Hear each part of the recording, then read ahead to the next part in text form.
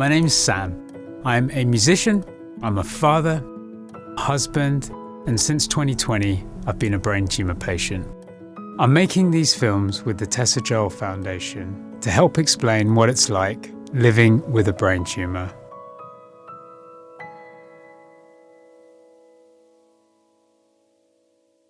I am so delighted to be sat here with my good friend Nicola.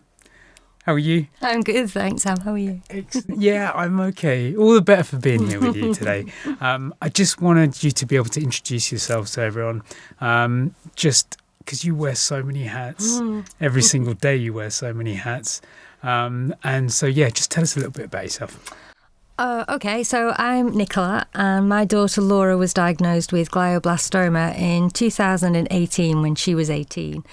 And I had a rather quick and urgent knowledge absorption of the whole world of brain tumours. It was something I knew nothing about beforehand, and it's been quite the roller coaster. We took Laura abroad for treatment when we had exhausted the NHS's options, and Laura did really well for 4.5 years, and she died in 2023, aged 23. And since then I've written a book about our experiences and campaigned in every way I possibly can to raise awareness of brain cancer and to encourage the government to do more for people with a diagnosis. You've supported me so much on my own journey, and how long have we known each other? A few years? It's a few years now, isn't it? And I don't know about you, this could just be me, but you're someone very close and special to me because I take great inspiration from Laura's journey, but I know you. And I take great inspiration from the way that you are fighting every single second of every single day for us as brain tumour patients, for us to have more options, for us to have a better quality of life. And I can only say thank you to you for that. Oh, that's really kind. But I know that Laura, the only time she ever got upset, she was never upset about her own diagnosis, but if she heard about somebody else or the loss of a child, she would be devastated. So it's really her legacy is that we have to fight to make things better. And she's absolutely right, because you know what, me sitting here, I'm okay. I know what this is, and I've kind of not made my peace with it, but I know where we're going with it. And it's the thought of my wife, my kids, my parents. That's what scares me, because I just want to be able to tell them it's okay. And I'm sure that's exactly what Laura said to you, and I'm sure that's what she's saying to you right now. I didn't expect to cry this early in the conversation. It's a new record. No, but I think it's important, and that's why us speaking together is important, because I think we're both on very different paths in the same kind of destination. Yeah. And I always say, like, I'm on a different train, but we're all going to the same destination. My train journey is a little bit different to yours, but I can still see you and I can still wave, and we're all doing that together. And speaking of journeys, to try and kind of pull ourselves away back from some of the emotion, I just wanted to talk to you about Laura's kind of initial pathway, what she was given as her options when she first came into this horrible club that we're all members of now, unfortunately. What were the options given to her, your first conversations? Well, I mean, to be honest, when they said there was something on the scan and that it looked like there was, they talk about words like lesion, and you're thinking, what is a lesion? And it was only kind of a few days later that I realised he was talking about something that actually was a cancer in the brain. And that was a real shock, because I think when you're told there's a brain tumour, you think, well, brain tumours are quite curable, and I know people that are living with brain tumours and it's fine. And there's a lot of kind of, I don't know, subtlety in the language of actually understanding what you're dealing with. So true. And I was really focused on getting Laura through surgery and how that was the most important thing. And there was a lot of risk associated with it because of where her tumour was. And when it was removed, I thought we'd won. I thought, oh, brilliant, she's fine, she can still speak, she knows who I am. We've sorted it, it's great. And then a week later, when we went back for the results and we were told it was glioblastoma, I'd done enough research in that time to know that was the last thing I wanted. That was the one. Yeah. And the surgeon, said to Laura, have you got any questions? And she went, yeah, can I go back to uni this year or do I need to wait till next year? And there was a silence in the room where we all thought, oh God, she has no idea. And he looked at me in the hope that I would answer. And I looked at him and went, no, you're taking this one. And he said, I'm sorry, Laura, you won't ever go back to university. And then we kind of came out of the room with him and I said, how long are you talking? And he said, without treatment, 3 months, and with treatment, a year. She was 18. She just run a marathon. She just signed up to join the Royal Navy University unit. She'd spent the whole summer in Chicago working as an intern. She was as fit as she could have been. And I just thought, that makes no sense to me. You can't tell me an 18-year-old has got a year to live. And you were offering the surgery we've already done, some radiotherapy and a chemo that has been around for 20 years and that you give to everyone. So immediately I'm on the internet every night looking at what else is available because I just couldn't get my head round that we were giving up so easily because Laura never did. Yeah. Laura never did. So she went through all the chemo and she was quite sick on the chemo and the radiotherapy and she lost her hair. But she went back to university. She went to Manchester and studied philosophy, politics and economics and completed the degree and graduated with a 2-1. And she always said, they know what I have, but they don't know who I am. Beautiful. Beautiful. So, yeah, that was a bit of a day. But whilst we were in that period, I was looking at what else there was. I was looking at things like ketogenic diet. I was looking at things like vaccines for cancer. I was looking at everything. And I would go in to see our oncologist and I'd have my little pink book of notes and I'd have things I'd printed off the internet and I'd go, what about this? What about that? And I'd put it on his table and he would literally not look at it. And he would say, not enough evidence, not a big enough peer group that it reviewed it, not. It was just basically no to everything. I was so frustrated. Kept on coming out that, with that you, barriers. That's fine. If you're giving me a decent prognosis and you're saying this is a good treatment and it works, then I would go, that's absolutely fine. But if you're telling me she's got a year to live and that's acceptable, that we do nothing else. Because our attitude to risk was, well, the biggest risk felt like doing nothing. So we were going to do whatever. And Laura was quite prepared to take risks because even if it didn't benefit her, it might benefit future research. So we initially looked at getting a dendritic vaccine. But although we'd asked before surgery, there wasn't enough frozen tissue available to do that. That's a whole different battle in itself. And that's a very expensive process. Can I just rewind you a little bit, Nick? At what point did you know that this, like, we can't just sit here and wait on radio and chemo to try and, mop up some of the pieces of what's there? What point did you realise I need to... Yeah, it was pretty fast because I knew that her tumour was unmethylated and it was wild type. And so from all the reading that I was doing, if the tumour's unmethylated, the chances of the chemo working were actually quite slim. Right. So we already knew that and we'd looked at the statistics and spoken to other people, and pretty early on we were never ever going to stop doing the treatment that the NHS offered because, we're lucky to have that. We don't have to pay for it. And we will give it a go because she might be in that small percentage of people that will do well on it.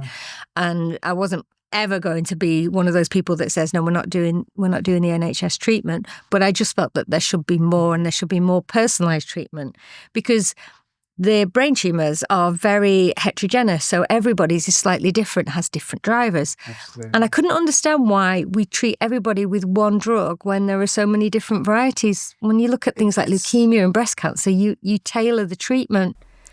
We're given a one cloth fits all. Yeah.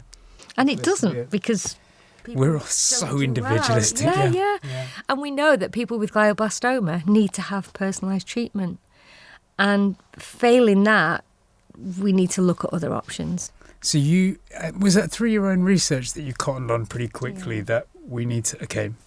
Yeah, very much. It was all I could do. I couldn't change the situation we were in, but I would spend, once Laura had gone to bed, I'd be on the internet just reading everything. Right. Yeah, just reading everything, reading papers, trying to understand what they were saying, trying to get my head around things, speaking to other people, because it's a small in terms of the population, it's a small group.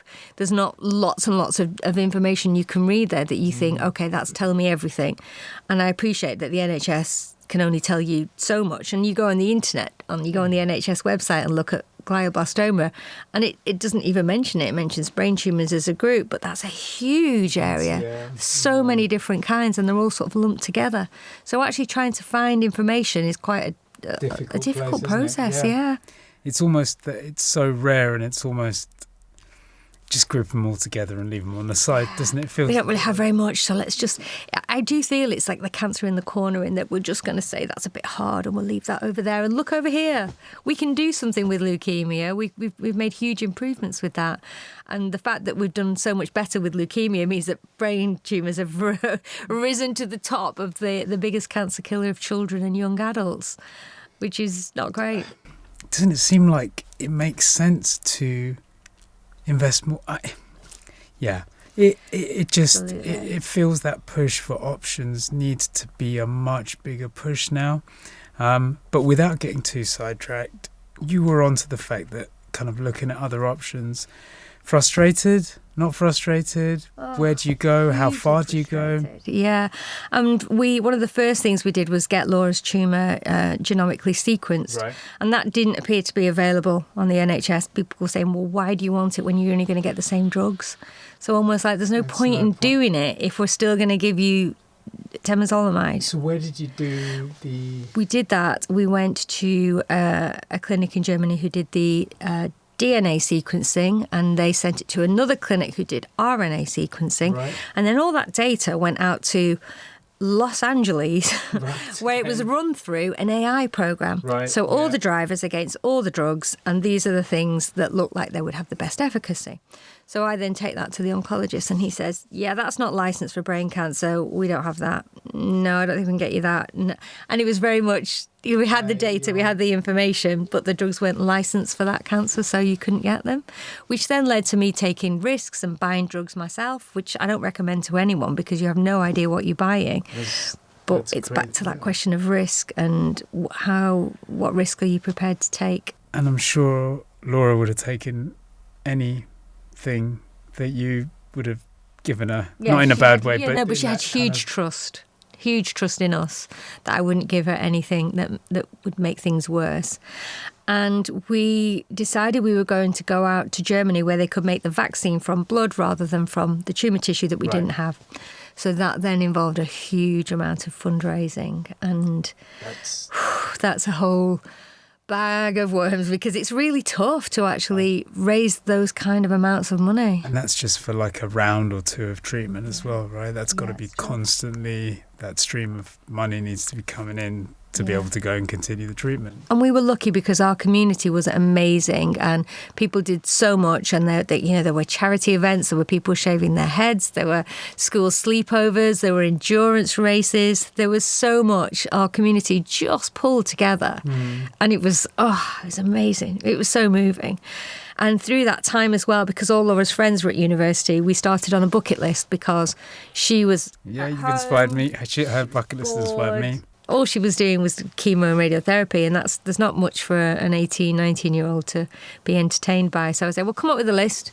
We'll try and do stuff. We'll do stuff. We'll fill the time in between. Do stuff. Like that. And it was a mad list of stuff, and people were so generous and ticked lots of things off on her bucket list, and also suggested other things. I can't help with this, but do you want to do that? And she said yes to everything. She said yes to things that I'm just thinking...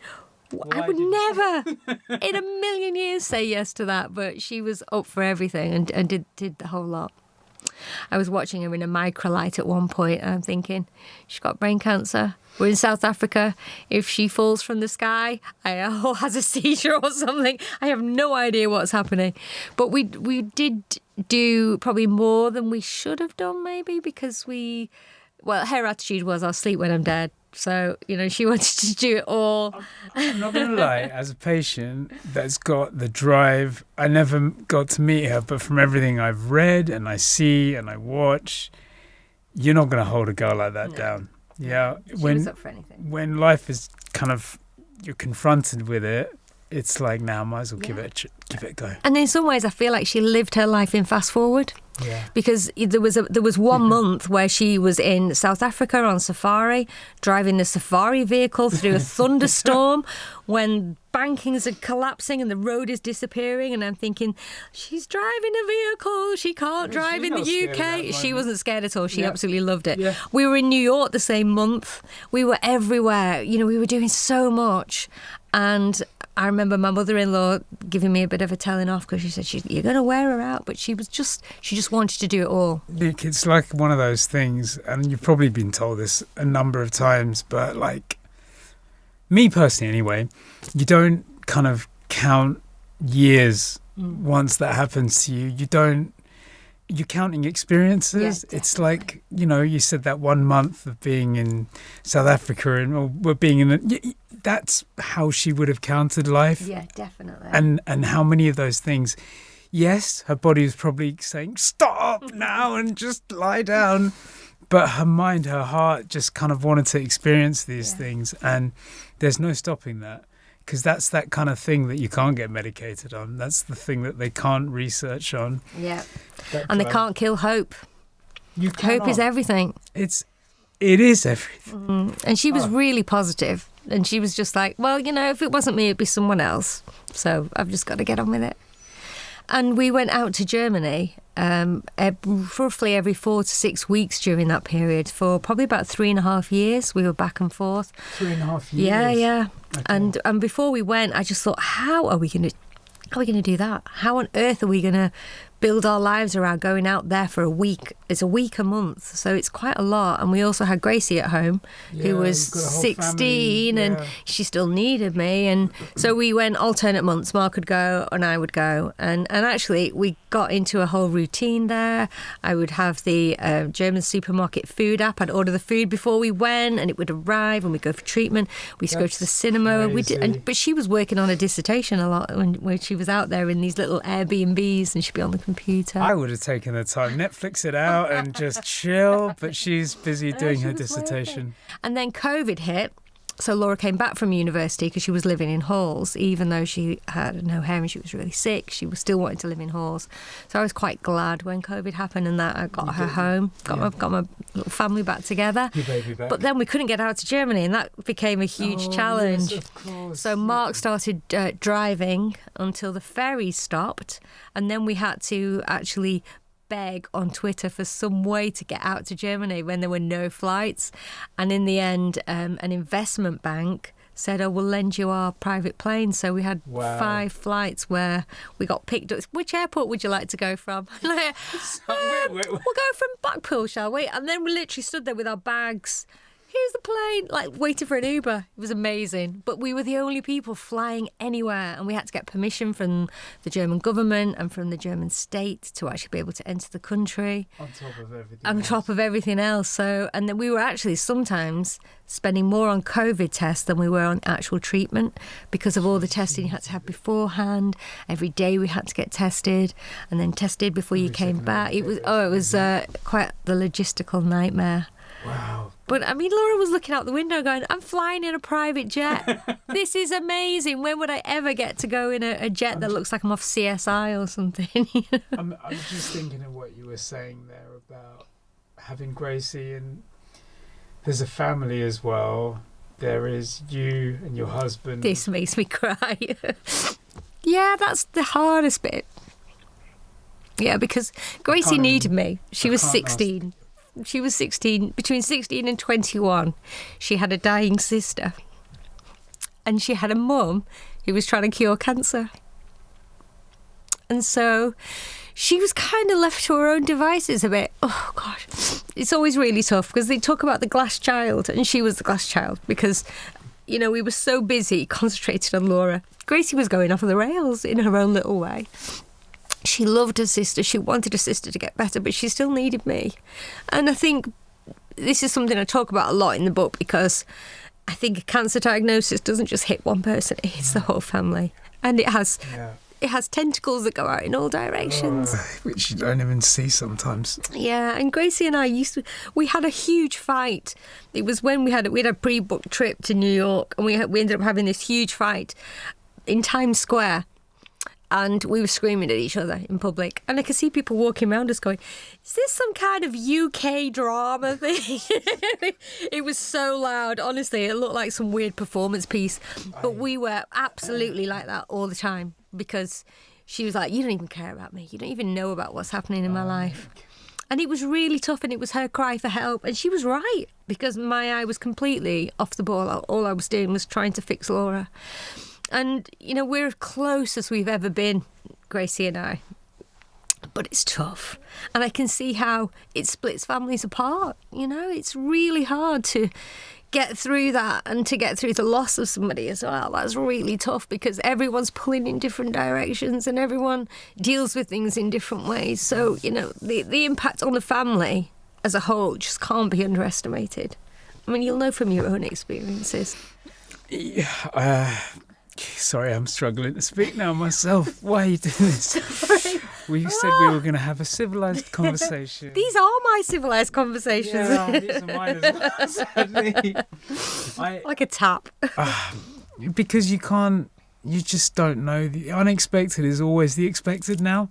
Sounds weird, doesn't it? You just don't know what's around the corner. No. And that whole having to balance your life, your real life, with this life, which you never asked for, you never wanted, but you have to very much deal with. Yeah. I find that really, really difficult as a patient, as a dad. I can't imagine.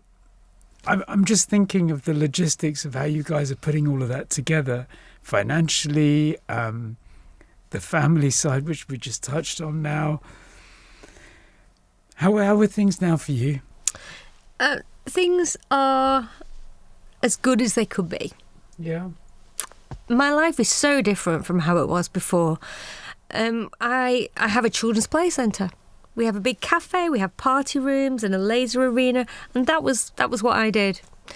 And now what I do is talk about brain cancer and campaign and go to Parliament and speak in the Scottish Parliament and write books and stand up in front of rooms of people and try to get them to understand what it feels like from a patient's perspective and from a family's perspective.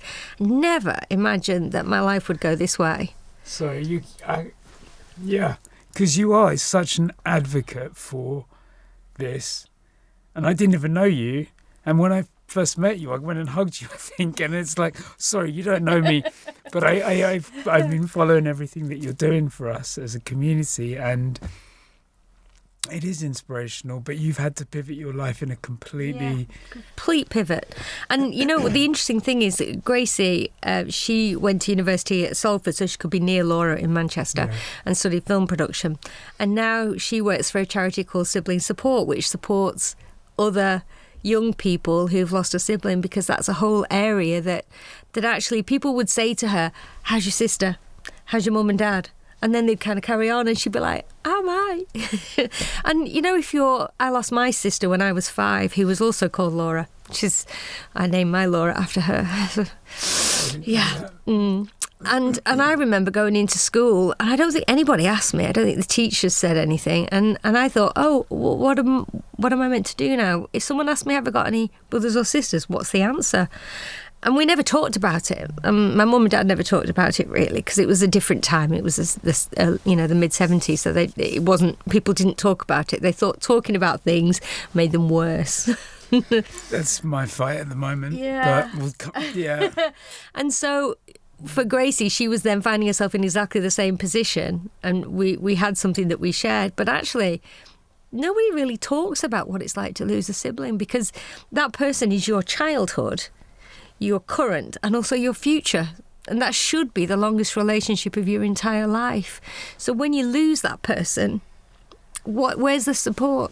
So, yeah, I'm really proud of her, and she has a podcast that talks about that. But the work that she's doing now with other families is brilliant, and it's making a real difference. So both of us have found ourselves doing things we'd have never expected we would do. Do you find, as much as like having this conversation for me is triggering, I find it really peaceful as well to be able to talk about this in my own way. This is my own way of dealing with it when I speak to people in that way, even though I have to go through an emotional gush again.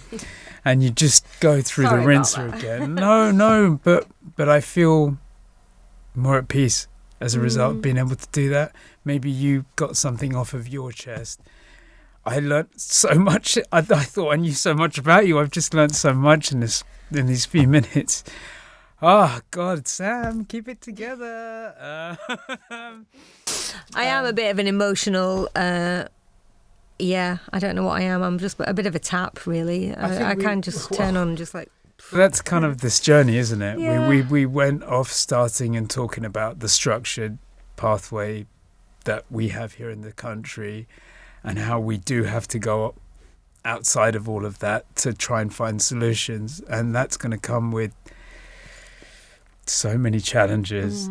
You know, the simplicity of it is I just want someone to go and cure my daughter, I want someone to cure me, but the logistics that go behind that, like you said, I don't think people really get the impact it has when you do have a family, when you do have other people to care for, that you are responsible for.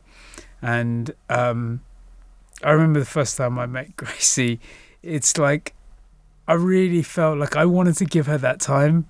It's like everyone is, you know, we're here standing there for brain tumour research, and I know that's what she is there for as well, to represent her sister. Let's get more funding into research. Let's do all of this. But I didn't want to forget the person that she is there in that moment. Yes, she's representing her sister, but she is still her. Yeah. Oh, hugely.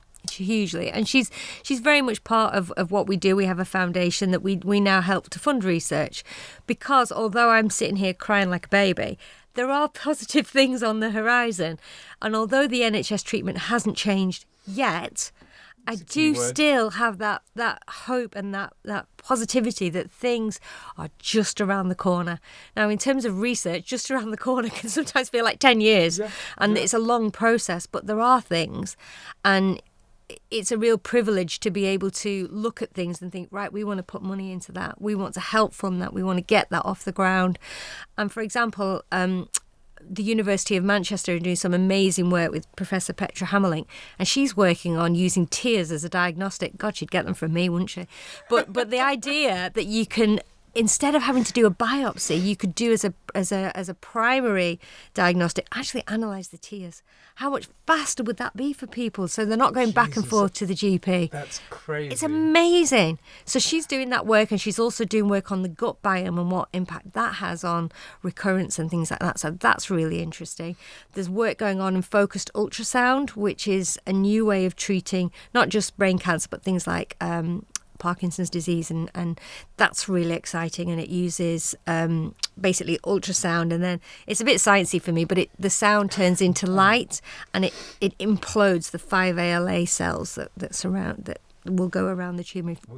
It's exciting, really exciting. Things like Sativex alongside chemotherapy to improve the outcome. We've helped to fund some work that's going on into that in Leeds. So there's lots of things, and I'm excited when I hear and I talk to scientists and they go, what about this? We've just got to, it's that transitional stage to going from science to actually changing the protocols, because when Laura was diagnosed, things hadn't changed for 10 years before that. And now somebody diagnosed with glioblastoma is getting the same treatment.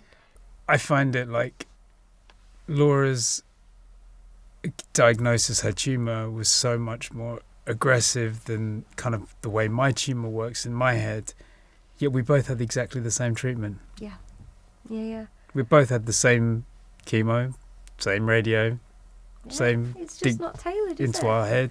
Yeah, and if you look at something like DIPG and the treatment that Neil Armstrong's daughter had in the 60s, that hasn't changed an awful lot, really, in that time period. There's things on the horizon with like CAR T-cell therapy, and there are exciting things, but at the moment... You know, I feel like it's on the horizon. I want it to rise now. Yeah, I do. I don't want it to be on the horizon anymore. Why does it have to take so long? I don't want it to be sun setting or sunrise. Just rise now. Yeah. Yeah. And it's frustrating that the whole protocol for getting trials off the ground is so time consuming, and all our brilliant professors are spending all their time doing grant applications instead of curing things. Yeah. And that is a frustration, and hopefully things like the Rare Cancers Bill and the 10-year cancer plan will hopefully improve that. That, you know, there are things, people are trying and working really hard to make a difference. I just want everything to be 10 times faster. Yeah, you and me both. Well, I'd like it 20 times faster, but I'm with you. it's collaboration, isn't it? Everyone coming together, pushing on the things that they're good at, but doing it together and working. I was speaking to someone else before, and there are almost two prongs to this, in as much as you've got the research element, let's find a cure, let's use everything in that kind of lab sciencey bit that you said. But there is also the element of care of someone like myself who's going through this process at the moment, and like, how can we support that? And that shouldn't be any less than the research that goes into it, or any more, or anything like that. That we need a don't we? Absolutely. approach at the same time, with the same force, with the same drive, and I feel like one or the other shouldn't be prioritized, because it's a really real situation. Like, I don't say it in a defeatist way. I almost accept that maybe this cure won't turn up in my lifetime, but I sure as hell want to see it for my kid's lifetime. I sure as hell hope that I get to see something like that, and anything I can do to push those doors open now, I'm going to do. Yeah, I'm working with someone like yourself, all these different people from different corners of the world, and advice, and I just find it like there's someone that's got something here somewhere. It's sitting on a shelf, or it's sitting on a petri dish somewhere, and it's just I feel like it probably won't be one single thing, but it'll be a combination, won't it? That kind of triggers something off. Because brain tumours are really evasive, and it's really strange to say that they're very clever, because they're not clever, they're really evil, but they work around things. They you shut that door and they go, well, what about we can probably get in through this way, and that's what this is, the level of disease that we're dealing with. It's almost like it almost has its own intelligence, doesn't it? But it's invasive, it's tricky, it's hard to access because of the blood-brain barrier. There's so many reasons why people do the easy stuff. I mean, like the brain, I just when I first got told it was a brain tumour, I had never even really heard the term before, because I just associated it with death. You cannot treat a brain if it's growing in your brain, that's it. That's game over. It's like something clogging your arteries, I mean, even for that you can do more than it felt like a brain. And I thought, am I gonna get a chance to get out of the hospital and just sort out my stuff, or is this it now, end of the week and I'm out of here? And that kind of lack of knowledge and lack of understanding of all of that is what scares you, right? And that fear that sits there comes from like the unknown, and that's why I feel what you're doing, what I'm trying to do, what we're trying to do at Tessa Job, it's just force that, make people understand it. Don't let people forget about it. I feel like we are building some momentum now. I agree. Just got to keep going, all angles covered, just a full-on attack.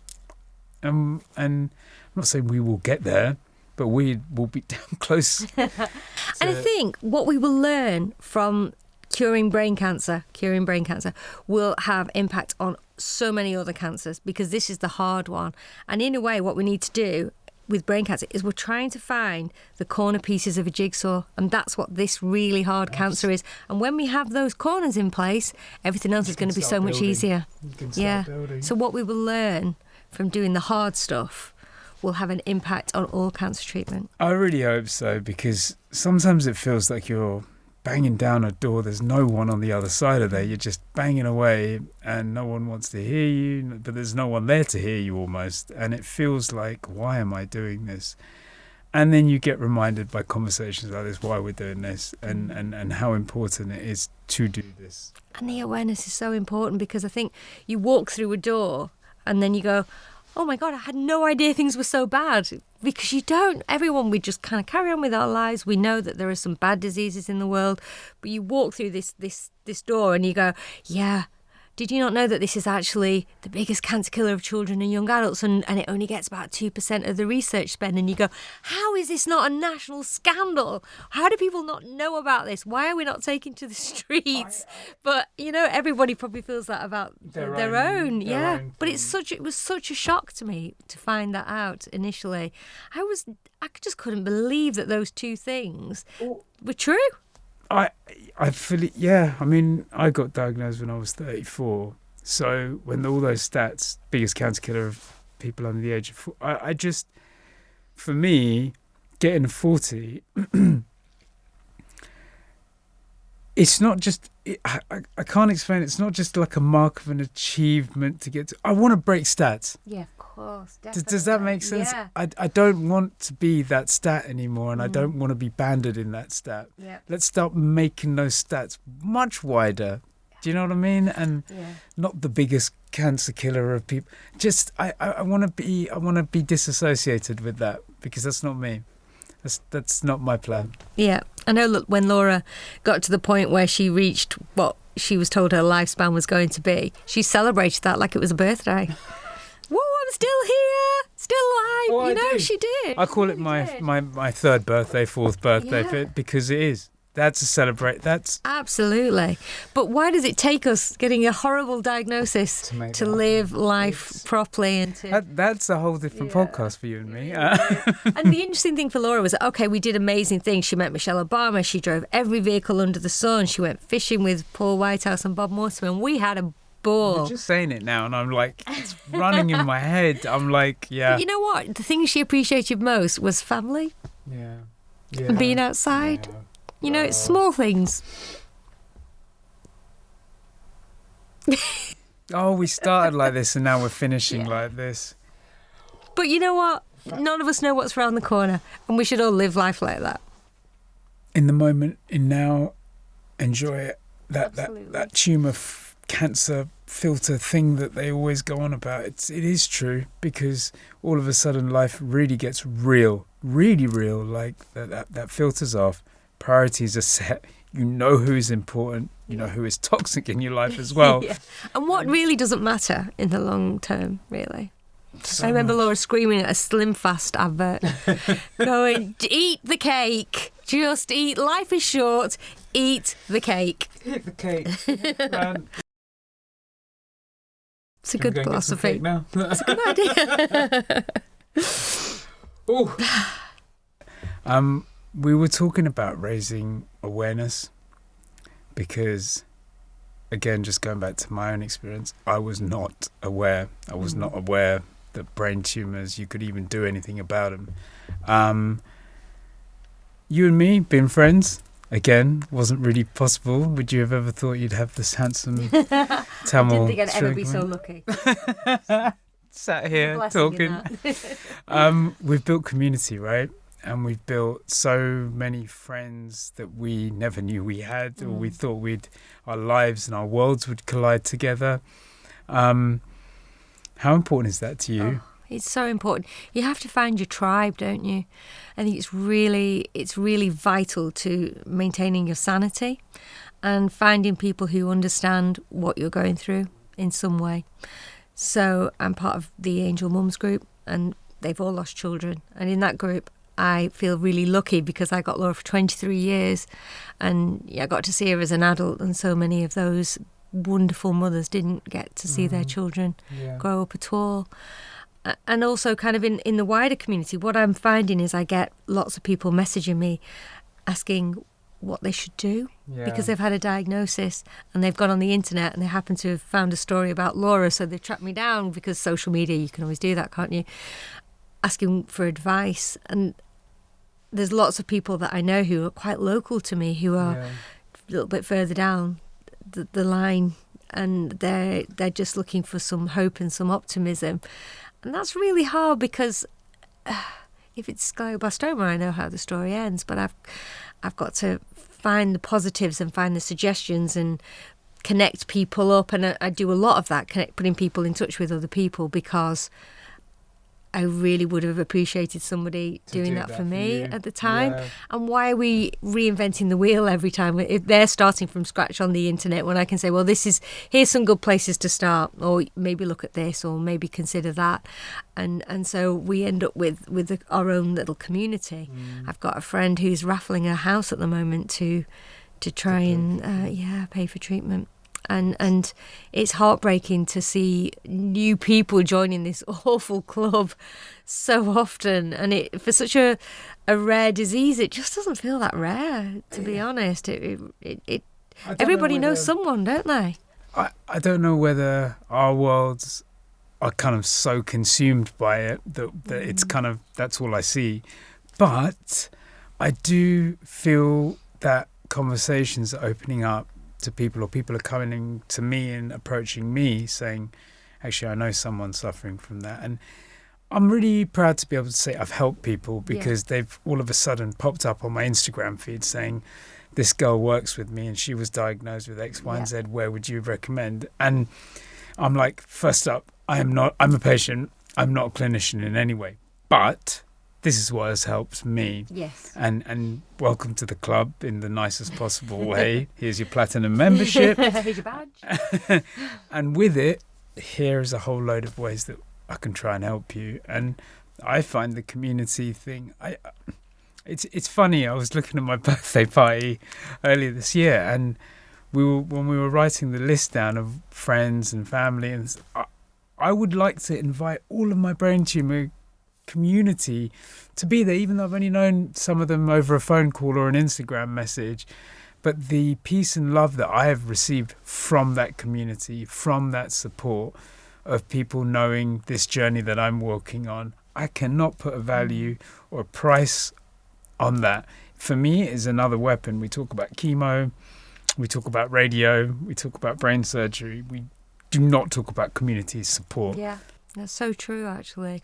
And we found it in really unexpected places. Oh, the most unexpected places. And sometimes it's the people that you expect to step up and hide from you in the supermarket, and they're like that, don't make eye contact, hopefully we can get away with it. And there's people that find it really virtually impossible to do that kind of support thing, or even to have a conversation, and the least expected people suddenly step up and provide huge amounts of support. I can't. And you know what, I think over the last few years I've got to also know, I went from a stage of like, everyone's my best friend and I'm hugging everyone and I love you and I forgive you for anything we've ever had, and then it got to a page actually I was getting a bit irritated with certain people not turning up for me who I expected to be there, and like, I'm cutting you off, I don't know why you were ever a part of my life, and getting quite angry and bitter about it, to then to a point where actually there are a lot of people that don't know how to deal with what I'm going through at this moment in time, which is why the kind of awareness and our community building is so important, because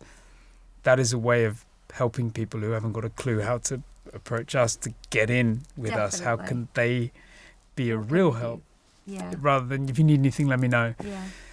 And I think, people would rather do nothing than do the wrong thing. So they step back rather than step forward. And sometimes when people say, let me know what I can do to help, that's putting the onus on you. I'm back on me, right? And you've got enough to deal with without coming up with a list of, here's some useful things you could do for me. You could just clean my house. But they are like, it's a question I get commonly asked, what can we do? And it's like the simple things, especially like we're in families. The technology you have today, just get their address and send them something on Uber Eats, or just, do you know what I mean? It's just the simple little things where people are struggling for ideas. Okay, this is where I can help with that situation a little bit more now. And how do we do it? Building community. Yeah, definitely. Building that kind of collaboration, working together.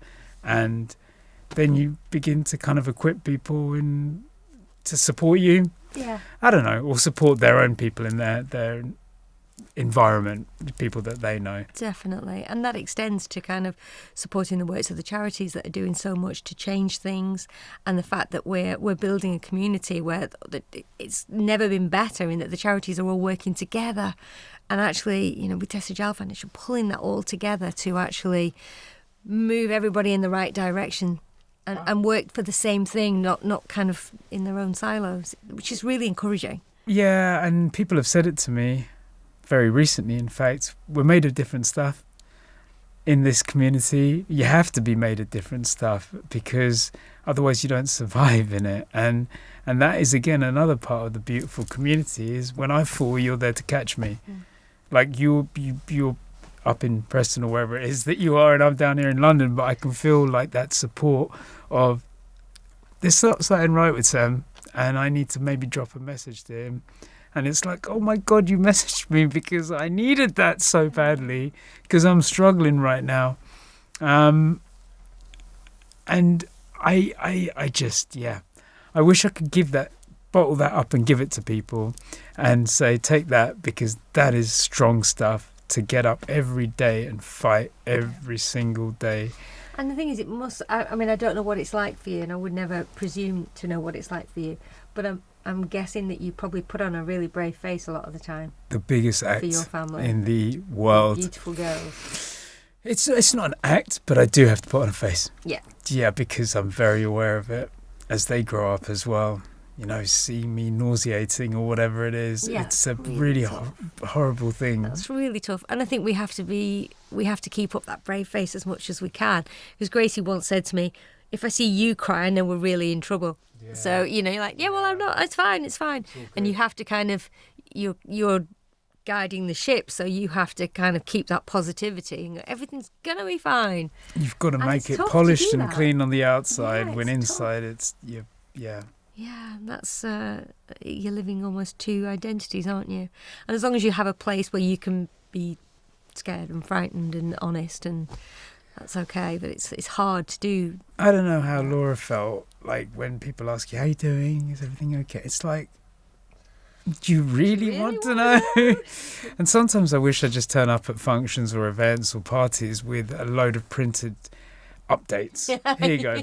There you go. Just have a read of that. It says, here's how I am. That was the last scan was 3 weeks ago and stable. And I and sometimes I just feel rude, but I don't mean to be rude. And it's just, might as well just stay at home, not come out anymore. Now that would be a huge loss to whatever party you are invited to, because you bring the sunshine. But you, no,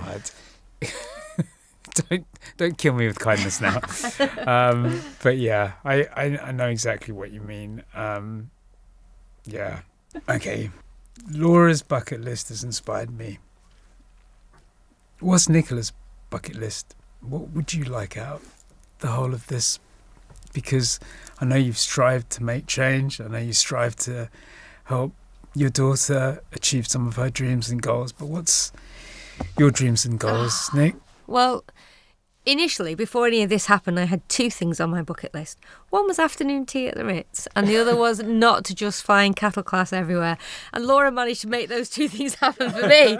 So I have her to thank for that. But what I would like to see is that when someone is diagnosed with something like the glioblastoma that Laura had, we have automatically whole genome sequenced that tumour. We know what drives it, and we find the drugs that will make that tumour more likely to respond. And we actually have a personalised treatment. And from our oncologists, we get hope, we get positivity, we'll try this, and if that doesn't work, we also have this. And we have this in the arsenal as well, and then we can try that. I've just got arsenal in there, that's especially for you. But we will have those, we will have a range of things. And then we will look at the patient holistically as well and say, what do you need?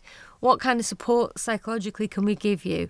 What can we do to make it not cost you huge amounts of money to come in for your appointments? What can we do in terms of analysing the scans with AI so that we're not saying, we're not 100% sure what that is and we might have to just do a bit of a wait and watch.